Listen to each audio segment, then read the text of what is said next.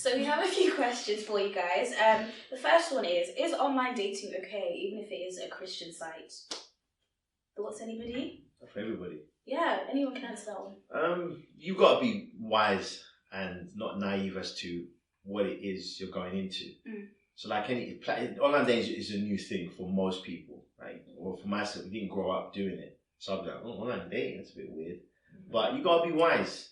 Because it makes it easier for people to lie, for people to take advantage, so you just got to, I wouldn't say it's wrong, but if you go in there naive, you're just setting yourself up for very, very big fall. Because, can you imagine, just like everywhere, there's bad people with bad motives, but it's easier to kind of figure out if you see them. But now you're online, and someone can now talk to you and woo you over with words online. And you haven't met them yet. Do you see? So you have to be very, very wise. I don't necessarily think online dating is bad, but I think virtual dating is bad. So if all your relationship is online, then but if you meet someone online, that's what I was actually talking about. And then you kind of meet up in person, and you've got like a face-to-face relationship where you've met online, or you talk over the whatever. But if you're just having a relationship where literally you're getting to know someone online, you've never actually met face to face. I think that's a problem. I agree. Because what happens is when you get married, you don't marry online, but you live with each other face to face.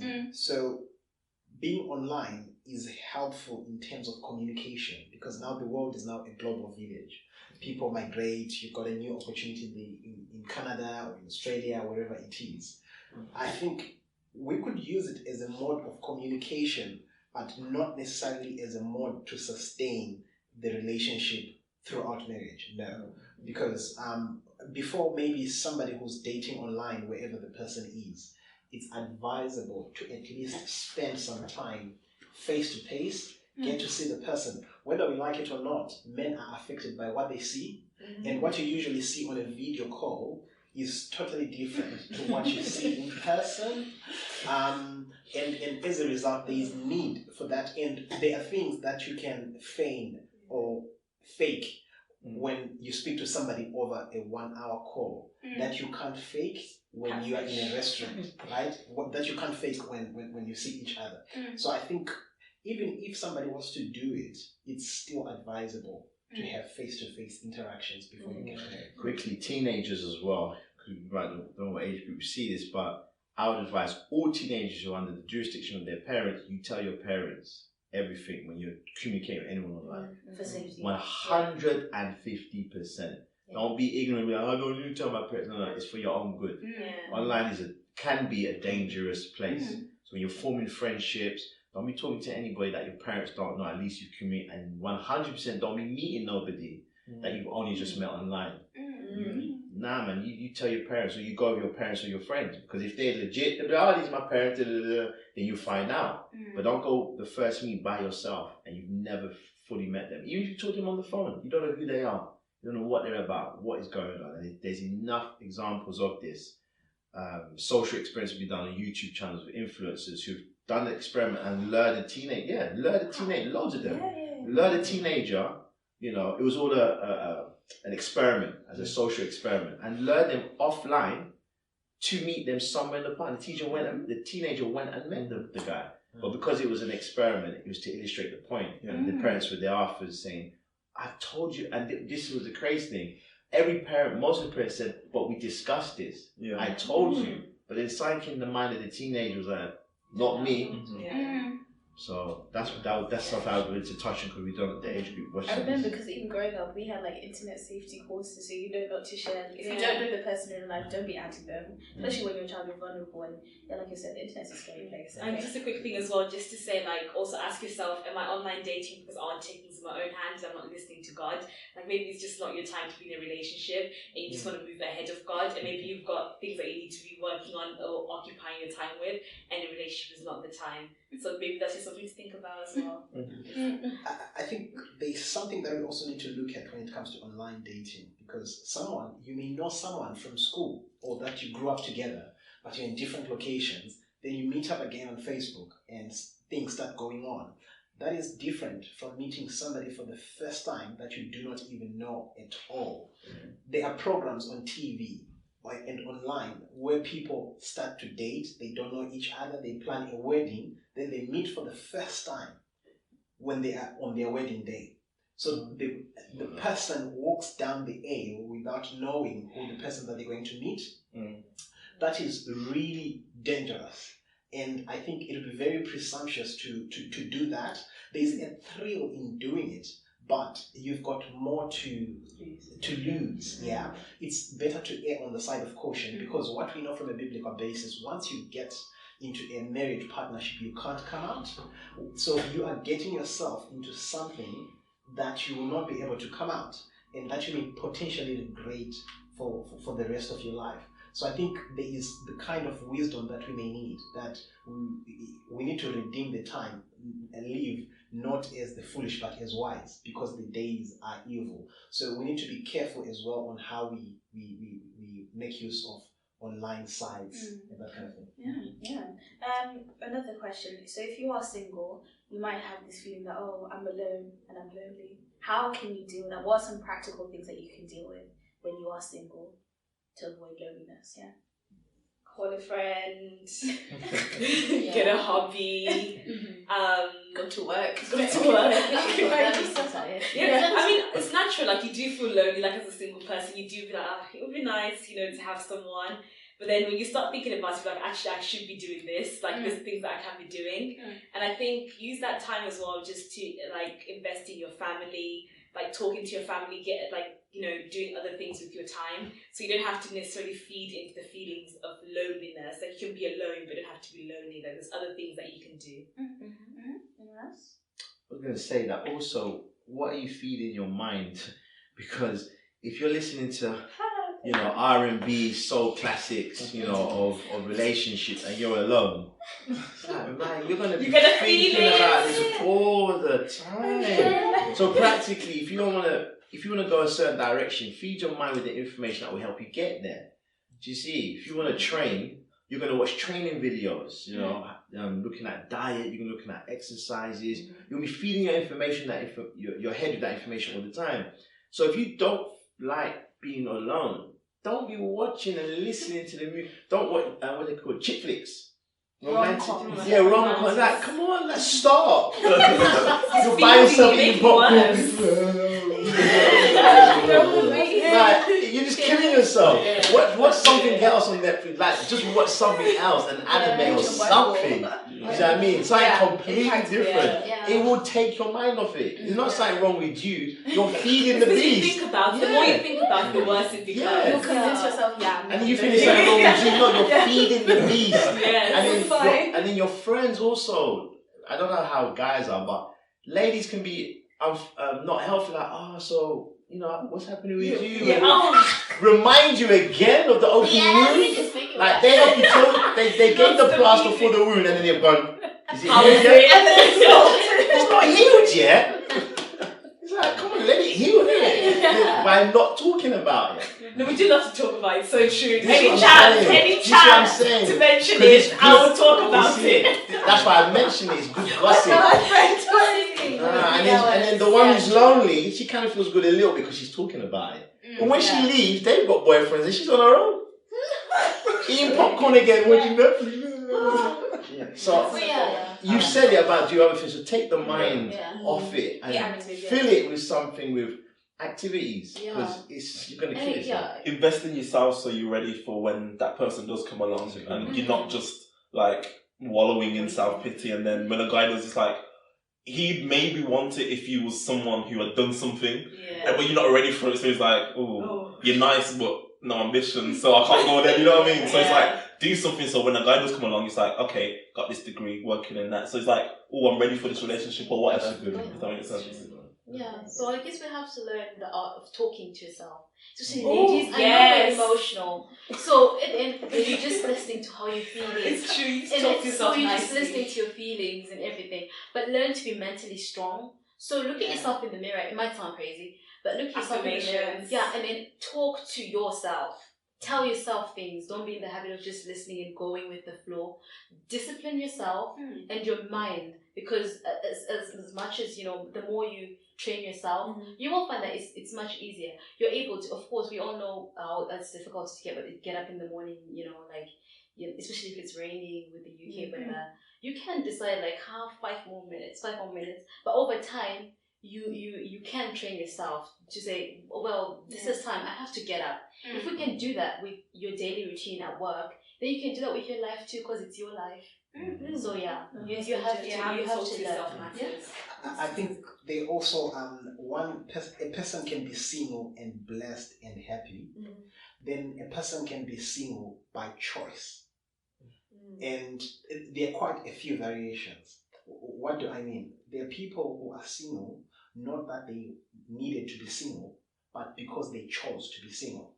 What I mean is that there are people who are looking for completely polished people, for saints who like are already walking in the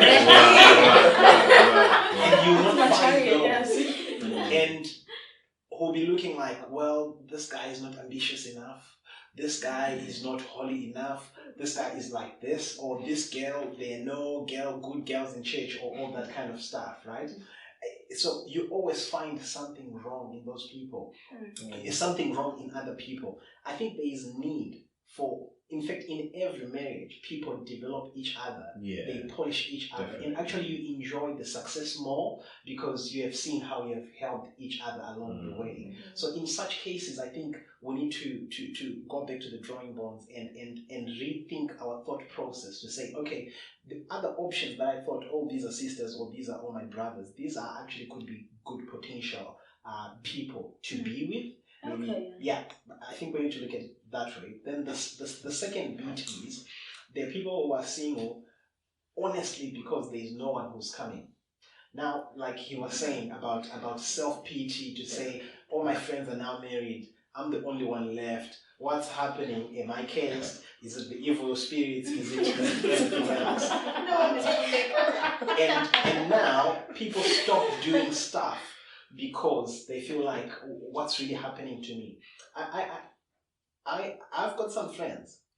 2 of them decided to say, we are single, the guys are not coming, we have had a few heartbreaks. What we're going to do, we're going to pursue our ambitions.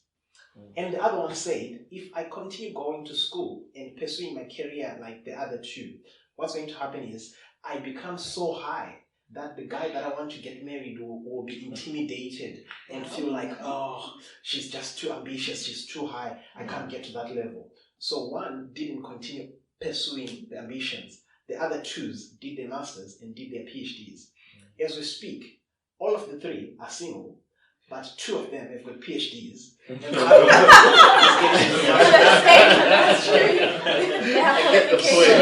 That's true. What I'm trying to drive here is this person stopped being ambitious for the sake of a future husband that she didn't know about.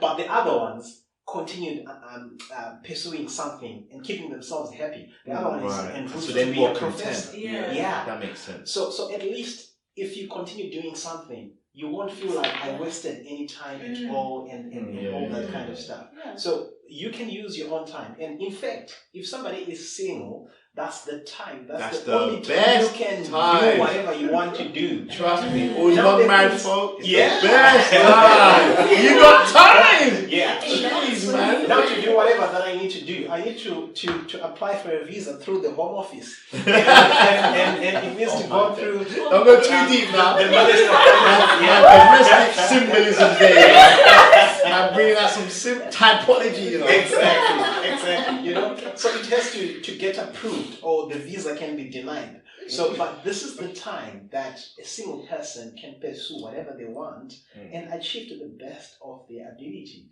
Even if when it comes to working for Christ. Now, for me, the first church is now at home. So even if I'm requested to do something at church, I need to think about Yeah. what's happening at home. But when I was single, I would be called on a Friday evening at 9:30. Yeah. The following Sabbath, I'll be in a totally different city because I have that kind of freedom. That's So right. when somebody's single, I think use that time wisely and pursue whatever you want. If you want to learn music, playing the piano or whatever it is, go for it. You've got the time. That's Yeah. it. Next question is, how do you know that you're ready for commitment? Can I answer this first? Yeah. Okay. So, I think we would relate with this thinking. I need to find the right person, right? Normal and natural. One day, I'm studying my Bible. I'm already courting my present, Janine, who's my wife now. And the thought came to my head, why don't you be the person she wants instead of you wanting her to be the person you want? Okay. So we usually are thinking about, okay, what's the right woman for the man, and the woman's thinking, what's the right man? But we're not thinking, am I the right person for anybody? Okay. Yeah. Once you get that, to me, you're on the right path. Okay. Right there, that mindset will make you be ready because you're focused on you. You're not looking for them to come up to a checklist that you have. You're focused on bettering you. And when you're focused on bettering, you will shine. Someone's going to spot you.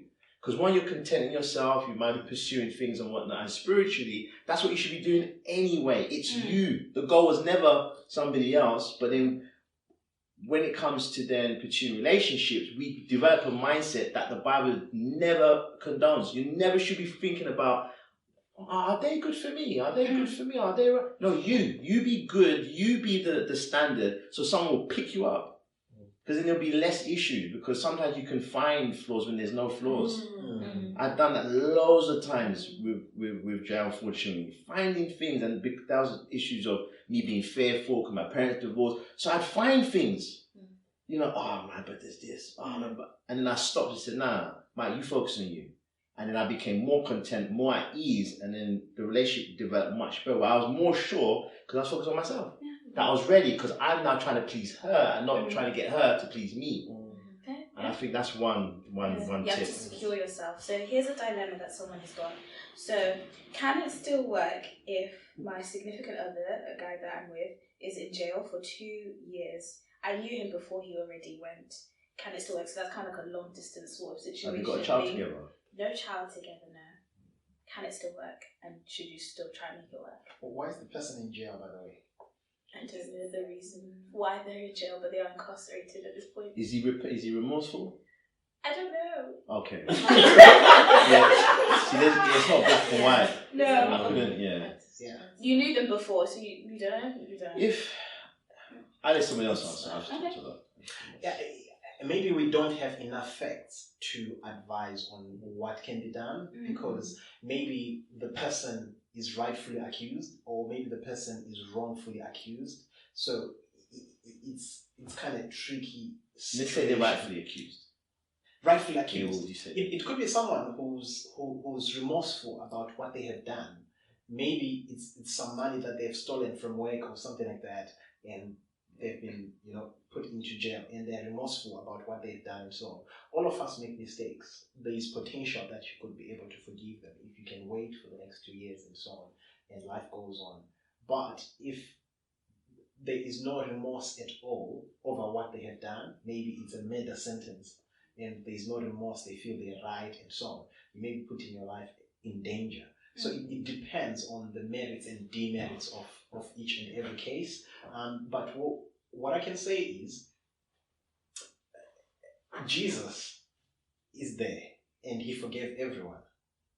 He requires us to forgive others, but at times he doesn't necessarily want us to commit to certain people even after we have forgiven them. I hope you see where I'm coming from.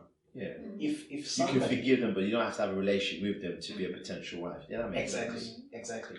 If somebody rapes a child or something like that, like maybe if someone is married and you're a stepmother or whatever it is, and the other husband rapes your child, what would you do? You can forgive them, but you can decide to say after they're out of the prison, I don't want them to stay close to my child. It's possible. So it depends on the merits and demerits of the case. Okay. Yes. This is another dilemma. Someone says they've been with someone for 3 months now, but they don't seem to be showing any affection, but they claim that they are interested in them. What can I do? I'll say have a conversation. Okay. I think first point, like 3 months, have a conversation, like talk to them about it. I don't think there's anything wrong if it's the girl or the boy kind of being like, okay, so we've been talking or whatever for 3 months. What is it? What do you see happening? Because I think sometimes girls don't want to have that conversation, and the guy's just chilling, and like he's run away.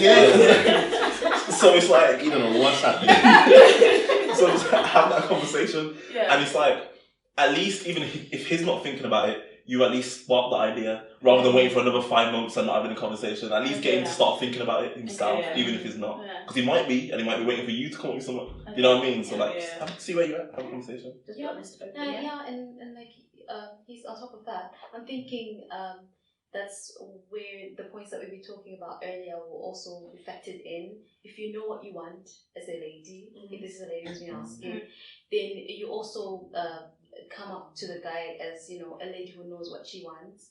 And even if they're laid back, they'll step up to the rate that you're moving at. So at least you're not, you know, just going with the flow. If you do need to know where you're going, then do ask. Just like Mike said before, transparency is important in a relationship. Say it and talk about it, but in the most, you know, in a polite way. Yeah. Because sometimes there is a chance that you will overwhelm the guy. So take it out to do that. Yeah. Kind of leading on to this, on that point, this person asks, how can you act after a guy says he's waiting on God before he moves forward with you? He lying, sis. Listen, when they say that, they're lying. That's You should be, because I feel like if you're interested, if he's interested in you, he would already be talking to God about it. Okay. You know, if that's what we're saying. When guys use that, it vexates my soul. Yeah, it vexates me as well. Nah. God is used as an excuse so many times for a man not to make this. Stop saying God, okay? What do you want? Do you want to move forward or not? Don't say God, because if God said go and marry this Oompa Loompa over here, you would not be asking God, would you? You would say, you'd be checking, you'd be fasting again. Like, did I really hear the Lord's voice? Like, let's be real with ourselves. Like, we weren't made to be attracted to something you're not attracted to. Do you know what I mean? We weren't made. So why are you praying to God for a sign to somebody you're not even attracted to? You start praying because there's an attraction, and then you're making sure whether that's the right step. Because we know attraction don't keep you married, it's the character. So first you just, it's impulse, which is, okay, see, all right. And the Christian goes, but let me pray. Because I don't be wise in my own eyes. What's that text again? In Proverbs. Anyway, we know the text, but we know the text. It's somewhere there in Proverbs. But on a serious note, don't be wise in your own eyes and blah blah. So it's like the impulse is like wrong. So you gotta tell the man, look, just for 1 second, it may sound weird to you, but put God to one picture. I'm asking you, do you want to move forward or not? That's it. And wait for the answer. And if he says God again, take it as a no. Just take it as a no, and he's not man enough to say I'm not interested. Just take it as a no. Kindness and compassion. So the sign with your we're not praying for signs with your character. We're praying for just a sign. An affirmation of my heart, like I hear a voice. Lord said go forward. No, because I want to go forward anyway. So ask the man straight up. And take it as a blessing when he says no. Just literally take it as a blessing. When you don't go with that man who said no, he don't want you. It's a blessing. He's gonna. He don't want you. He don't want you, man. Somebody does, though, innit? Hopefully, somebody does. Like, don't beat yourself. You don't want me. No, it's a blessing. Happy birthday. You know. So that's true. Right. That's what I would say. Yeah. Thank you all. So in our closing remarks, I just want to say thank you for your wisdom and for sharing. Just to bring it back, the title to our spirituality. Why are good relationships that we form important for such a healthy spiritual life? I don't mind going first. I think ultimately you want someone who's gonna not only push you to heaven but be in heaven with you when you're there. So you want someone who's gonna be literally, even if you're dragging and kicking, he's gonna drag you and kick into heaven. Do you know what I mean? He's gonna push you, refine your character. And those hard things, like those things that you don't even want to deep about yourself, that someone else is going to be like, yo, Wes, you're a bit impatient, you know, or those things that no one else really sees about you that they, because they see you at times or they see you in situations that other people won't see you in, they're like, oh, you need to fix up on that or whatever. And it's having someone who's brave enough to actually tell you that when something that your parents wouldn't even tell you at times, so that other person that you're in a relationship with can tell you those things. And it's having the willingness to be like, okay, babe, it's hard, but I need to change, or I need to become more the person that you want me to be, and hopefully that person, or not, that person should be who God wants you to be also. And it's kind of just having that vision of knowing that you want us or whatever to be in heaven, ultimately. Yeah, that's the goal.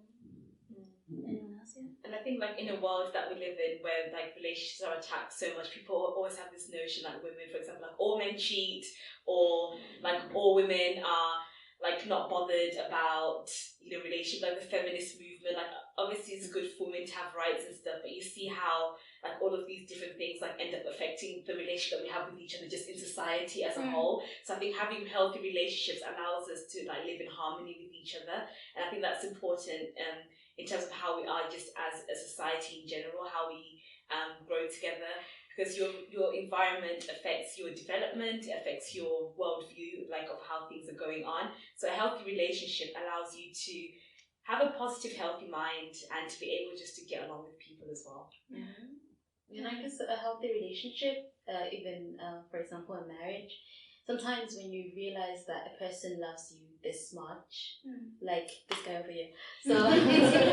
sometimes when he does some things out of his way, you just go like, wow, so if a human being can love me to this extent, how much more does God love me? So if it is really a healthy relationship, it is going to draw your mind to better things, to heavenly things all the time.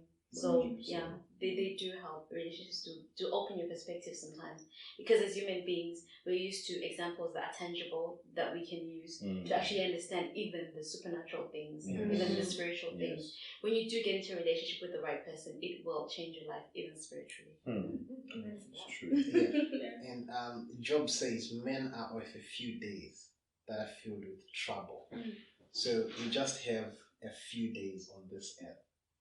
In those few days, they will be more bearable if we have better and healthy relationships. Solomon, the wisest man who ever lived, when he wrote the book of Ecclesiastes, he said, all is vanity. He says everything, after all the riches, everything else that he had done, he said is vanity. He said, of course, the greatest thing you could do is fear God and keep His commandments. But besides fearing God, there's something that he explains about what we need to do as human beings. Like Ecclesiastes 9, from verse 7 going down, he tells us that we need to go our way, eat our bread, drink our wine with a merry heart, put oil on our head, and enjoy life with the wife of your youth.